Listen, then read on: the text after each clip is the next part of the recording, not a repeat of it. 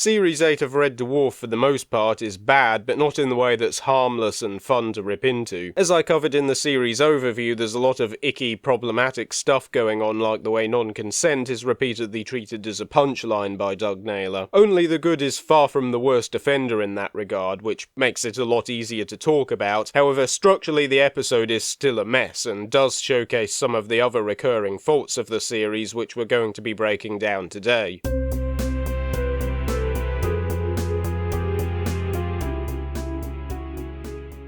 Only the Good is essentially an episode of two halves, the first of which, making up the bulk of the runtime, consists of a plot that is paper thin with very low stakes. As the Dwarfers are out on probation, presumably having served a large part of their sentence in the brig, and carry out a series of pranks on one another that progressively escalate and get out of hand. It plays out more like a set of loosely connected skits than anything, with the jokes being very hit and miss. For instance, the rock rock rock gag comes off as very clunky to me because the cat's dialogue is very unnaturalistic, and it kind of has to be in order for the wordplay to work. If Cat had said something more natural, like "they've had me carrying rocks around all day," then the punchline that he's actually talking about changing music on the PA system wouldn't make any sense. Then there's the gag about Crichton celebrating Kochanski's period, which I will give a small amount of credit to for the fact there's a thin layer of commentary about how menstruation is rendered invisible in the media due to the male gaze, but ultimately it is just another example of toilet humour revolving around the fact that Chloe Annette is the token female member of the cast, which seems to be about her only character trait by this point. The crew's antics eventually result in them ending up in the medical bay, where they discover that security is more lax and attempt to break out of prison, only to discover that a corrosive microbe, which has barely been referenced up until this point, is destroying Red Dwarf. This is the point at which the episode remembers it's supposed to be a series finale, shifts up a gear and completely changes pace, as a lot of events start to happen very quickly. After some deliberation, the crew go back to warn Captain Hollister and the others, who decide to abandon the ship, taking all of the shuttlecraft with them. There is then an entire plot about the Dwarfers attempting to open a portal to a mirror universe in order to find the antidote to the microbe that is crammed into the last 10 minutes of the episode. This reminds me a lot of Chris Chibnall's writing in Doctor Who, in that the mirror universe is the kind of concept that could have formed the basis of a whole episode on its own, but instead it's just glossed over with no time to properly flesh the idea out, as only the Good races towards its conclusion.